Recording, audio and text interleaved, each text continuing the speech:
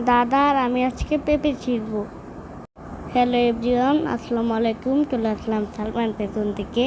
দাদা আর আমি পেঁপে ছিঁড়তে গেছি, দাদাই পরে নেয়, আমি পড়েছি। দাদার কি শক্তি, আমার শক্তি যে কোথায় যায়।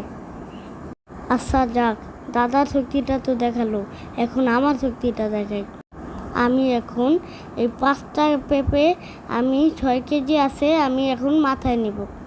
আমার কি শক্তি নেই, আমি কি কাজ জানি না, দিলাম তো দাদাকে হারিয়ে। ওহো, এটা তো অনেক ভারী, আমার ঘাড় ডাইরেক্ট ভেঙে যাচ্ছে। দেখি এখন আমার দাদি কি কাজ করে। আসলে আমাদের বাসায় কেউ বসে খেতে যায় না। আমার দাদি আর আমার দাদা আর আমার মা কাজের কম্পিটিশন করে দেয়। আমার মা এনি টাইম কাজ করতে থাকে আমার দাদা দাদির সাথে। আমার দাদা কোনো কাজ করতে গেলে আমার মা পিছে পিছে চলে যায়। সেটা ছেলে কাজ হোক আর আমার মেয়ে কাজ হোক, সেটা আম্মু করবে। আমার দাদা বারণ করলেও আমার আম্মু শুনবে না। আমার আম্মু কাজ করতে বিরক্ত হয় না, তার নাকি সারাদিন কাজ করতে ভালো লাগে। আমার দাদা দাদির সাথে কাজ করতে আমারও ভালো লাগে। আর আমার আম্মুর সাথে।